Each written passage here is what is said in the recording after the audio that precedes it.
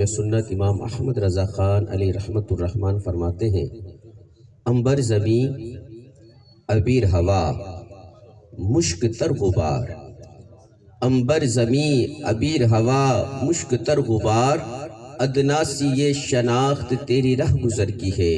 یہ ہمارے آقا علیہ الصلوۃ والسلام کا وصف ہے کہ ہمارے آقا صلی اللہ علیہ وآلہ وسلم جن راستوں سے گزر جاتے ہیں وہ راستے وہ گلیاں مہک جایا کرتی ہیں، اور کیوں نہ مہکے کہ ہمارے آقا صلی اللہ علیہ وآلہ وسلم کا جسم مبارک معطر و معنبر رہا کرتا تھا، بلکہ آپ صلی اللہ علیہ وآلہ وسلم کے تو مبارک پسینے سے بھی خوشبو آتی تھی، اور خوشبو بھی کیسی؟ ایک مرتبہ ایک صحابی رضی اللہ تعالیٰ عنہ بارگاہ رسالت میں حاضر ہوئے، عرض کرتے ہیں کہ یا رسول اللہ صلی اللہ علیہ وآلہ وسلم، بیٹی کی شادی کرنی ہے، خوشبو نہیں ہے، عطر نہیں ہے، عطر عطا فرما دیں۔ میرے آقا علیہ الصلوۃ والسلام نے ایک خالی شیشی منگوائی اور اس میں اپنا مبارک پسینہ ڈالنا شروع کر دیا۔ جب وہ شیشی بھر گئی تو اس صحابی رضی اللہ تعالیٰ عنہ کو دیکھ کر فرمایا کہ بیٹی سے کہنا اس کو لگا لیا کرے۔ راوی فرماتے ہیں کہ جب اس صحابی کی بیٹی پیارے آقا علیہ الصلوۃ والسلام کا وہ مبارک پسینہ لگاتی تو تمام اہل مدینہ کو اس کی خوشبو پہنچ جاتی، حتیٰ کہ ان لوگوں کا گھر بیت المطیبین، خوشبوؤں والوں کا گھر ہی مشہور ہو گیا۔ اعلیٰ حضرت فرماتے ہیں انہی کی بو مایۂ سمن ہے، انہی کی بو مایۂ سمن ہے، انہی کا جلوہ چمن چمن ہے، انہی سے گلشن مہک رہے ہیں، انہی کی رنگت گلاب میں ہے۔ آئیے ہم سب نیت کرتے ہیں کہ اپنے آقا صلی اللہ علیہ وآلہ وسلم کی ذات اقدس پر کثرت کے ساتھ درود پاک پڑھا کریں گے۔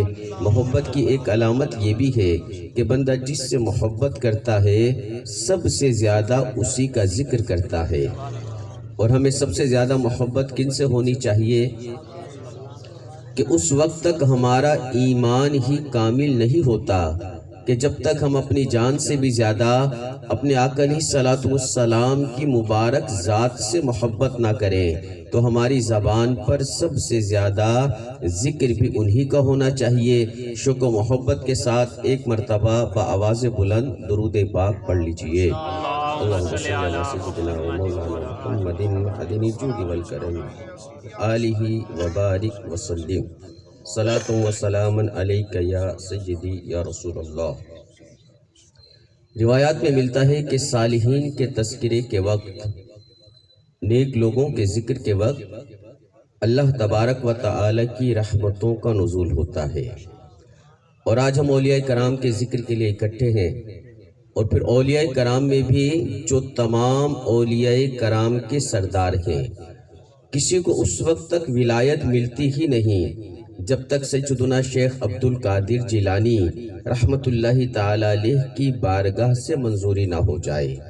آئیے نیک لوگوں کے حوالے سے سنتے ہیں، اولیاء کرام کے حوالے سے، کہ اللہ تبارک و تعالی ان کی شان و عظمت اور ہمیں ان کے راستے پر چلنے کے حوالے سے کیا ارشاد فرماتا ہے۔ سورہ لقمان میں ارشاد فرمایا وَاتَّبِعْ سَبِيلَ مَنْ أَنَابَ إِلَيَّ، اور اس کی راہ چل جو میری طرف رجوع لایا۔ اس آیت کریمہ میں ہمیں ان کے رستے پر چلنے کا حکم دیا جا رہا ہے جو اللہ تبارک و تعالی کی طرف رجوع کرنے، یعنی اللہ تبارک و تعالی کی کمال فرما برداری کرنے والے ہیں۔ یقیناً اس دنیا میں سب سے زیادہ اللہ تبارک و تعالی کی طرف رجوع کرنے والی ہستی ہمارے آقا و مولا مکی مدنی مصطفیٰ صلی اللہ علیہ وآلہ وسلم ہے۔ پھر آپ کے وسیلے سے تمام صحابہ کرام علیہ رضوان اللہ تبارک و تعالی کی طرف رجوع کرنے والے ہیں۔ اولیاء کرام بھی اللہ کی طرف رجوع کرنے والے ہیں۔ امام اعظم ابو حنیفہ بھی اللہ کی طرف رجوع کرنے والے ہیں۔ امام شافعی بھی اللہ کی طرف رجوع کرنے والے ہیں۔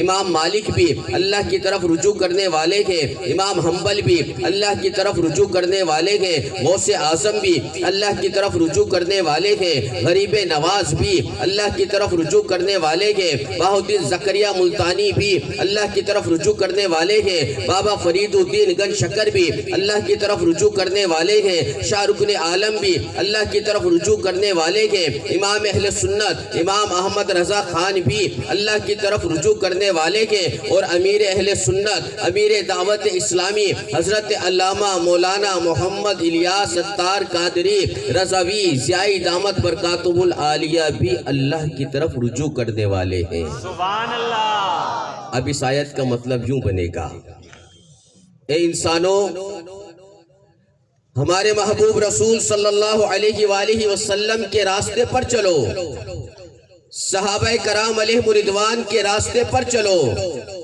عاشقان رسول علماء کرام کے راستے پر چلو، اور اولیاء کرام کے راستے پر چلو، اس لیے کہ یہی لوگ حق کے راستے پر ہیں، یہی لوگ جنت کے راستے پر ہیں، یہی لوگ اللہ تبارک و تعالی کے راستے پر ہیں، یہی صراط مستقیم یعنی سیدھے راستے پر ہیں۔ جب ہم ان کی پاکیزہ سیرتوں سے روشنی حاصل کر کے، ان کے فرامین پڑھ کر سمجھ کر ان پر عمل کر کے ان پاکیزہ ہستیوں کے راستے پر چلیں گے تو ان کے صدقے ہم بھی سیدھے راستے کے مسافر بن جائیں گے، اور انشاءاللہ الکریم ان کے نقش قدم پر چلتے چلتے بالآخر داخل جنت ہو جائیں گے۔ سبحان اللہ۔